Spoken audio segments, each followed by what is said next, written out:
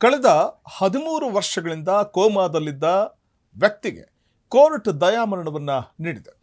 ಈ ಮೂಲಕ supreme court ಐತಿಹಾಸಿಕ ತೀರ್ಪನ್ನು ಪ್ರಕಟಿಸಿದೆ.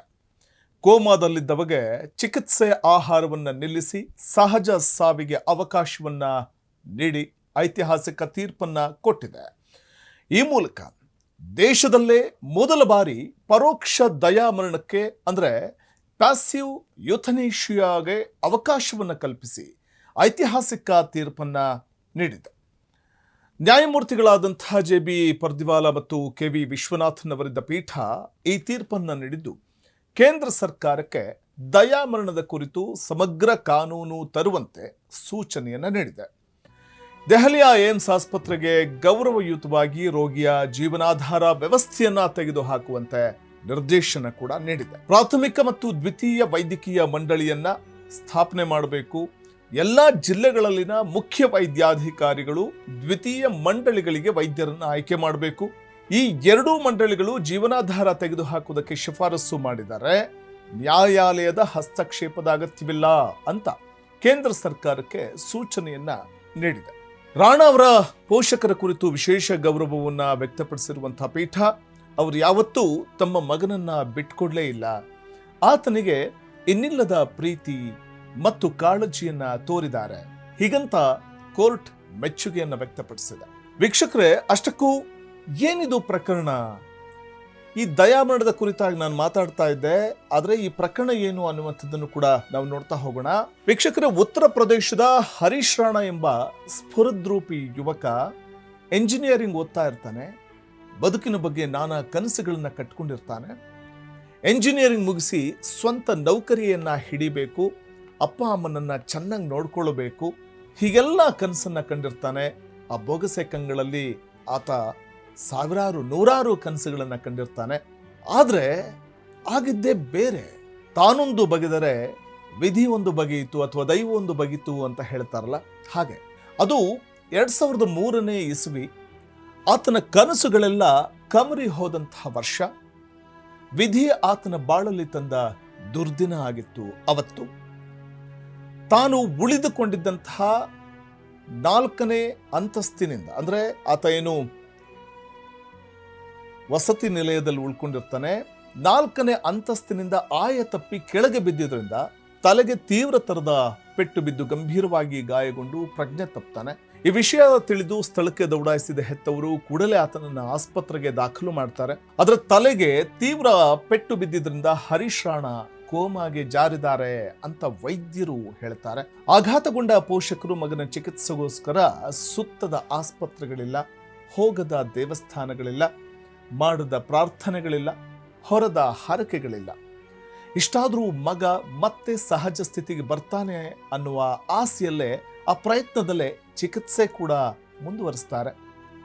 ವೈದ್ಯರು ಒಳ್ಳೊಳ್ಳೆ ಆಸ್ಪತ್ರೆಗೆ ರೆಕಮೆಂಡ್ ಮಾಡ್ತಾರೆ, ವೈದ್ಯರು ಒಳ್ಳೊಳ್ಳೆ ಡಾಕ್ಟರ್ ಬಂದು ಚಿಕಿತ್ಸೆಯನ್ನು ಕೊಡ್ತಾರೆ. ಆದರೂ ಮಗ ಗುಣಮುಖನಾಗ್ತಾನೆ ಅನ್ನುವಂಥ ಸುಮಾರು 13 ವರ್ಷಗಳ ನಿರಂತರವಾದಂತಹ ಪ್ರಯತ್ನ, ಆ ಹೆತ್ತವರ ಕನಸು ಸಾಕಾರ ಆಗೋದೇ ಇಲ್ಲ. ಮಗ ಮೊದಲಿನಂತಾಗ್ತಾನೆ ಎಂಬ ಸಣ್ಣ ಆಸೆಯೂ ಕೂಡ ಕಮರಿ ಹೋದಾಗ ಹೆತ್ತವರು ಮಗನ ಮೇಲಿನ ಮಮಕಾರವನ್ನೇ ತೊರೆದು ಬಿಡ್ತಾರೆ. ಮನೆ ತುಂಬ ಅಮ್ಮ ಅಮ್ಮ ಅಪ್ಪ ಅಂತ ಓಡಾಡ್ಕೊಂಡಿದ್ದಾತ. ಮಗ ಒಮ್ಮೆಯಾದ್ರೂ ತಮ್ಮನ್ನ ಗುರುತಿಸ್ತಾನೆ, ಅಮ್ಮ ಅಪ್ಪ ಅಂತಾನೆ ಅನ್ನೋ ಆಸೆಯ ಕಂಗಳಿಂದಲೇ ಹೆತ್ತವರು ಕಾದಿದ್ದಷ್ಟೇ ಬಂತು. ಕೋಮಾದಲ್ಲಿದ್ದ ಹರೀಶ್ ರಾಣಾ ಚೇತರಿಸಿಕೊಳ್ಳಲೇ ಇಲ್ಲ. ನಿರೀಕ್ಷೆಗಳೆಲ್ಲವೂ ಕೂಡ ಬರೀ ಕನಸು ಅಂತ ಗೊತ್ತಾದಾಗ ಹೆತ್ತವರು ಮನಸ್ಸಿಲ್ಲದ ಮನಸ್ಸಿನಿಂದ ದಯಾಮರಣಕ್ಕೋಸ್ಕರ ಸುಪ್ರೀಂ ಮೊರೆ ಹೋಗ್ತಾರೆ. ತಂದೆ ತಾಯಿ ತಮ್ಮ ಮಗನಿಗೆ ದಯಾಮರಣ ನೀಡಬೇಕು ಅಂತ ಕೋರ್ಟ್ಗೆ ಅರ್ಜಿಯನ್ನು ಸಲ್ಲಿಸ್ತಾರೆ. ಕೊನೆಗೂ ಹರೀಶ್ ರಾಣಾ ಅವರ ಪೋಷಕರ ಮನವಿಯನ್ನ ಮಾನ್ಯ ಮಾಡಿದ ನ್ಯಾಯಮೂರ್ತಿಗಳು ಕಣ್ಣೀರಿಡ್ತಲೇ ದಯಾಮರಣಕ್ಕೆ ತೀರ್ಪನ್ನು ಪ್ರಕಟಿಸ್ತಾರೆ. ಆ ಕ್ಷಣ ಇಡೀ ಕೋರ್ಟ್ ಭಾವುಕ ಕ್ಷಣಕ್ಕೆ ಸಾಕ್ಷಿಯಾಗತ್ತೆ. ಇದೀಗ ಹರೀಶ್ ರಾಣಾ ಅವರ ಪ್ರಕರಣವು ಮತ್ತೊಮ್ಮೆ ಘನತೆಯಿಂದ ಸಾಯುವ ಹಕ್ಕು ಅಂತ ಕರೆಯಲ್ಪಡುವ ದಯಾಮರಣ ಕುರಿತು ಭಾರತದ ಕಾನೂನು ಚರ್ಚೆಗೆ ಕಾರಣವಾಗಿದೆ. ಅಂದ ಹಾಗೆ ಭಾರತದ ದಯಾಮರಣ ಕಾನೂನಿನಲ್ಲಿ ಹಲವು ಬದಲಾವಣೆಗಳನ್ನು ತಂದ ಕೆಲವು ಪ್ರಕರಣಗಳಲ್ಲಿ ಮುಖ್ಯವಾದುದು ಅರುಣಾ ಶಾನ್ಭಾಗ್ ಕೇಸ್. ಹೌದು, ಇದು ಭಾರತದ ದಯಾಮರಣದ ಮೊದಲ ಪ್ರಕರಣ. ಇದು ಅರುಣಾ ಶಾನ್ಭಾಗ್ ಕೇಸ್. ಅಂದಹಾಗೆ ದಯಾಮರಣ ಅಂದ್ರೆ ಏನು? ಈ ದಯಾಮರಣದಲ್ಲಿ ಮುಖ್ಯವಾಗಿ ಎಷ್ಟು ವಿಧಗಳು ಬರುತ್ತೆ, ಇದ್ರ ಬಗ್ಗೆ ಕೂಡ ನಾವು ನೋಡ್ತಾ ಹೋಗೋಣ. ಪ್ರಮುಖವಾಗಿ ದಯಾಮರಣದಲ್ಲಿ 2 ವಿಧಗಳಿವೆ. ದಯಾಮರಣವಂದ್ರೆ ವ್ಯಕ್ತಿಯ ಜೀವವನ್ನ ಉಳಿಸುವುದಕ್ಕೆ ನೀಡಲಾಗ್ತಾ ಇರುವಂಥ ಚಿಕಿತ್ಸೆ ಅಥವಾ ವೆಂಟಿಲೇಟರ್ ವ್ಯವಸ್ಥೆಯನ್ನ ತೆಗೆದುಹಾಕುವುದು. ಆತನಿಗೆ ವೆಂಟಿಲೇಟರ್ನಲ್ಲಿ ಚಿಕಿತ್ಸೆ ಕೊಡ್ತಾ ಇರ್ತಾರೆ. ದಯಾಮರಣ ಅಂತಂದ್ರೆ ವ್ಯಕ್ತಿಗೆ ಜೀವ ಉಳಿಸೋದಕ್ಕೆ ಅಂತ ನೀಡಲಾಗ್ತಾ ಇರುವಂಥ ಎಲ್ಲ ಚಿಕಿತ್ಸೆಗಳನ್ನ ಅಥವಾ ವೆಂಟಿಲೇಟರ್ ವ್ಯವಸ್ಥೆಯನ್ನ ತೆಗೆದುಹಾಕೋದು, ಅಂದ್ರೆ ಸ್ಟಾಪ್ ಮಾಡುವುದು.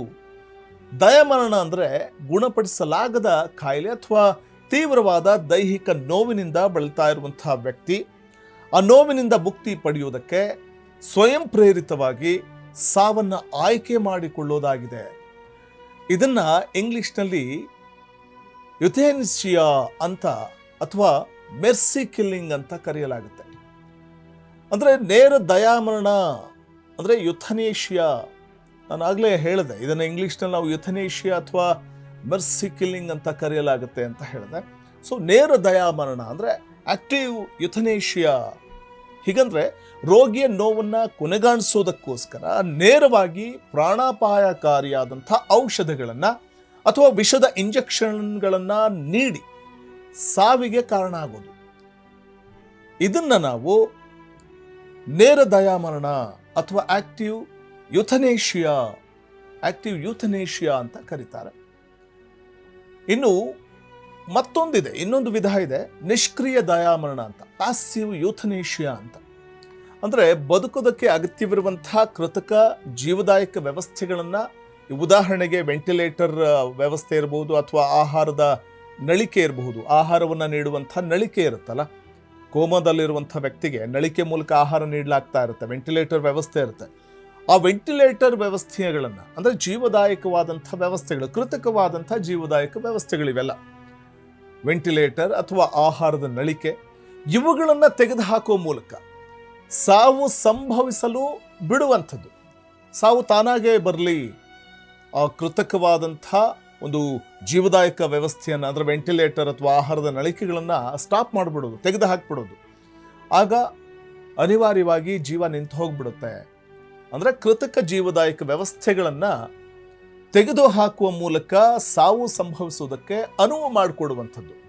ಇದನ್ನ ನಿಷ್ಕ್ರಿಯ ದಯಾಮರಣ ಅಂದರೆ ಪ್ಯಾಸಿವ್ ಯೂಥನೇಷಿಯಾ ಅಂತ ಕರೀತಾರೆ. ಭಾರತದಲ್ಲಿ ನಿಷ್ಕ್ರಿಯ ದಯಾಮರಣಕ್ಕೆ ಮಾತ್ರ ಸುಪ್ರೀಂ ಕೋರ್ಟ್ ಕೆಲವು ಕಟ್ಟುನಿಟ್ಟಿನ ನಿಯಮಗಳನ್ನ, ಆ ನಿಯಮಗಳ ಅಡಿಯಲ್ಲಿ ಅನುಮತಿಯನ್ನು ನೀಡಿ ವ್ಯಕ್ತಿಯೊಬ್ಬ ತಾನು ಗುಣಪಡಿಸಲಾಗದ ಸ್ಥಿತಿಗೆ ತಲುಪಿದಾಗ ತನಗೆ ಚಿಕಿತ್ಸೆ ಬೇಡ ಅಂತ ಮೊದಲೇ ಬರೆದಿಡುವಂತಹ ಲಿವಿಂಗ್ ವಿಲ್ ಅಥವಾ ಘನತೆಯಿಂದ ಸಾಯುವ ಹಕ್ಕು ಇದರಲ್ಲಿ ಸೇರಿದೆ. ಆದರೆ ಸಕ್ರಿಯ ಅಥವಾ ನೇರ ದಯಾಮರಣ ಭಾರತದಲ್ಲಿ ಕಾನೂನು ಬಾಹಿರವಾಗಿದೆ. ವೀಕ್ಷಕರೇ, ಅಂದ ಹಾಗೆ ಸುಪ್ರೀಂ ಕೋರ್ಟ್ 2 ಮಹತ್ವದ ತೀರ್ಪುಗಳನ್ನು ನೀಡಿದ್ದು ಆ ಮೂಲಕ ದಯಾಮರಣಕ್ಕೆ ಅನುಮತಿಯನ್ನು ನೀಡಿದೆ. ನಾನು ಆರಂಭದಲ್ಲಿ ಹೇಳಿದೆ, ಅಂದರೆ ಸಹಜವಾಗಿ ಸಾಯೋದಕ್ಕೆ ಅವಕಾಶ ಇದೆಯೇ ವಿನಃ ಅವಕಾಶವನ್ನು ಮಾಡಿಕೊಡ್ಲಾಗುತ್ತೆ. ಆದರೆ ಈ ವಿಷದ ಚುಚ್ಚುಮದ್ದನ್ನು ನೀಡುವಂಥದ್ದು ಆ ರೀತಿಯೇ ಯಾವುದಕ್ಕೂ ಭಾರತದ ಕಾನೂನಿನಲ್ಲಿ ಅವಕಾಶವಿಲ್ಲ ಅನ್ನುವಂಥದ್ದನ್ನು ನಾವಿಲ್ಲಿ ಗಮನಿಸಬೇಕಾಗುತ್ತೆ.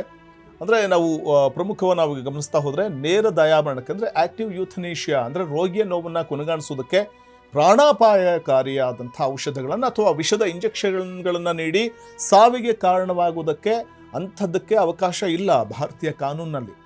ಅದರ ನಿಷ್ಕ್ರಿಯ ದಯಾಮರಣ ಅಂದರೆ ಬದುಕೋದಕ್ಕೆ ಅಗತ್ಯವಿರುವಂಥ ಕೃತಕ ಜೀವದಾಯಕ ವ್ಯವಸ್ಥೆಗಳನ್ನು, ಉದಾಹರಣೆಗೆ ನಾನು ಆರಂಭದಲ್ಲಿ ಹೇಳಿದ ಹಾಗೆ ವೆಂಟಿಲೇಟರ್ ಅಥವಾ ಆಹಾರದ ನಳಿಕೆಯನ್ನು ತೆಗೆದುಹಾಕುವ ಮೂಲಕ ಸಾವು ಸಂಭವಿಸುವುದಕ್ಕೆ ಅನುವು ಮಾಡಿಕೊಡ್ಲಾಗುತ್ತೆ.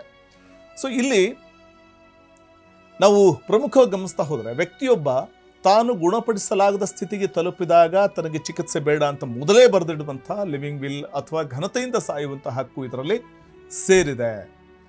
ಇನ್ನು ಪ್ರಮುಖವಾಗಿ ಇದರಲ್ಲಿ ಮೊದಲನೆಯದು ಅಂದರೆ ವೀಕ್ಷಕರೇ, ಸುಪ್ರೀಂ ಕೋರ್ಟ್ 2 ಮಹತ್ವದ ತೀರ್ಪುಗಳ ಮೂಲಕ ದಯಾಮರಣಕ್ಕೆ ಅನುಮತಿಯನ್ನು ನೀಡಿದೆ. ಆದರೆ ಮೊದಲನೆಯದು ಇದರಲ್ಲಿ 2011ರ ಅರುಣಾ ಶಾನ್ಭಾಗ್ ಪ್ರಕರಣ. ಈ ಪ್ರಕರಣದಲ್ಲಿ ಸುಪ್ರೀಂ ಕೋರ್ಟ್ ಅಪರೂಪದ ಸಂದರ್ಭಗಳಲ್ಲಿ ದಯಾಮರಣವನ್ನ ಕಾನೂನುಬದ್ಧ ಅಂತ ಹೇಳುತ್ತೆ. ಇನ್ನೊಂದು 2018ರ common cause versus Union of India ಪ್ರಕರಣ. ಇಲ್ಲಿ ಅರುಣಾ ಶಾನ್ಭಾಗ್ ಅವರ ವಿಚಾರವನ್ನ ನಾವು ಪ್ರಸ್ತಾಪ ಮಾಡೋಣ. ಇದು ದಯಾಮರಣವನ್ನ ನೀಡಿದಂಥ ಮೊದಲ ಪ್ರಕರಣ. ಇದು ಯಾರು ಈ ಅರುಣಾ ಶಾನ್ಭಾಗ್ ಅನ್ನುವಂಥದ್ದನ್ನು ನಿಮಗೆ ಹೇಳ್ತಾ ಹೋಗ್ತೀನಿ. ಅರುಣಾ ಶಾನ್ಭಾಗ್ ಮುಂಬೈನ KEM ಆಸ್ಪತ್ರೆಯಲ್ಲಿ ನರ್ಸ್ ಆಗಿದ್ದವರು. ನವೆಂಬರ್ 27, 1973ರಂದು ಆಸ್ಪತ್ರೆಯ ಸೆಕ್ಯೂರಿಟಿಗಳಿಂದ ಅತ್ಯಾಚಾರಕ್ಕೊಳಗಾದ ಅವರ ಕುತ್ತಿಗೆಯನ್ನ, ಅಂದ್ರೆ ಅತ್ಯಾಚಾರಕ್ಕೊಳಗಾದಂತಹ ಸಂದರ್ಭದಲ್ಲಿ ಅವರ ಕುತ್ತಿಗೆಯನ್ನ ಸರಪಳಿಯಿಂದ ಬಿಗಿಯಲಾಗಿತ್ತು. ಇದಾದ ನಂತರ ಅವರು 37 ವರ್ಷಗಳ ಕಾಲ ನಿರಂತರ ಕೋಮಾದಲ್ಲಿಯೇ ಇದ್ರು. ಸೆಕ್ಯೂರಿಟಿ ಅರುಣಾ ಶಾನ್ಭಾಗ್ ಮೇಲೆ ಹಲ್ಲೆ ನಡೆಸಿ ಕಬ್ಬಿಣದ ಈ ನಾಯಿ ಸರಪಳಿಯಿಂದ ಅವರ ಕತ್ತನ್ನು ಹಿಸುಕಿದ್ದ.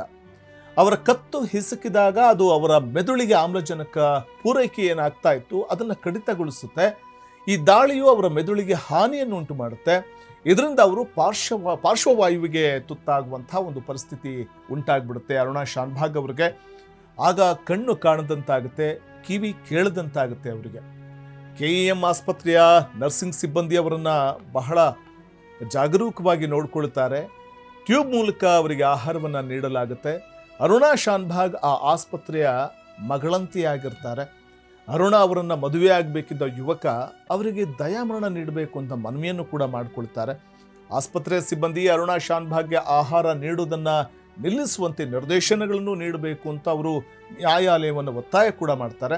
ಆದರೆ ಆಕೆ ಜೀವವನ್ನ ಕೊನೆಗಾಣಿಸೋದಕ್ಕೆ ಸಲ್ಲಿಸಲಾಗಿದ್ದಂಥ ಅರ್ಜಿಯನ್ನ ನ್ಯಾಯಾಲಯ ತಿರಸ್ಕಾರ ಮಾಡುತ್ತೆ.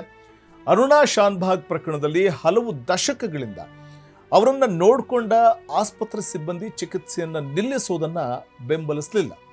ಈ ಕಾರಣದಿಂದಾಗಿ ನ್ಯಾಯಾಲಯವು ಅವರಿಗೆ ದಯಾಮರಣವನ್ನ ಅನುಮತಿಸದಿರಲು ನಿರ್ಧಾರವನ್ನು ಮಾಡುತ್ತೆ. ಆದರೂ ಈ ತೀರ್ಪು ಐತಿಹಾಸಿಕವಾಗಿತ್ತು. ಯಾಕಂದ್ರೆ ಇದು ಭಾರತದಲ್ಲಿ ಮೊದಲ ಬಾರಿಗೆ ನಿಷ್ಕ್ರಿಯ ದಯಾಮರಣಕ್ಕೆ ಬಾಗಿಲನ್ನು ತೆರೆಯುವಂತೆ ಮಾಡುತ್ತೆ. ಚೇತರಿಕೆ ಅಸಾಧ್ಯವಾದ ರೋಗಿಗಳು ಘನತೆಯಿಂದ ಸಾಯುವ ಹಕ್ಕನ್ನು ಹೊಂದಿರಬೇಕೆ ಎಂಬ ಬಗ್ಗೆ ದೇಶಾದ್ಯಂತ ಚರ್ಚೆಯನ್ನ ಹುಟ್ಟುಹಾಕಿತ್ತು ಈ ಪ್ರಕರಣ. 2015ರಲ್ಲಿ 4 ದಶಕಗಳಿಗೂ ಹೆಚ್ಚು ಕಾಲ ಕೋಮಾ ಸ್ಥಿತಿಯಲ್ಲಿ ಕಳೆದ ನಂತರ ಅರುಣಾ ಶಾನ್ಭಾಗ್ ಅವರು ನಿಧನರಾಗ್ತಾರೆ. ಇದು ನ್ಯಾಯಾಲಯವು ಅರ್ಜಿಯನ್ನ ವಜಾಗೊಳಿಸಿದ್ರು. ಈ ತೀರ್ಪು ಭಾರತ ದೇಶಕ್ಕೆ ಒಂದು ಐತಿಹಾಸಿಕ ಕ್ಷಣವಾಗಿ ಪರಿಣಮಿಸಿತು. ದೇಶದ ಇತಿಹಾಸದಲ್ಲಿ ಮೊದಲ ಬಾರಿಗೆ ಸಕ್ರಿಯ ದಯಾಮರಣ ಮತ್ತು ನಿಷ್ಕ್ರಿಯ ದಯಾಮರಣದ ನಡುವೆ ಇರುವಂತಹ ಕಾನೂನು ವ್ಯತ್ಯಾಸವನ್ನ ಮಾಡಲಾಯಿತು.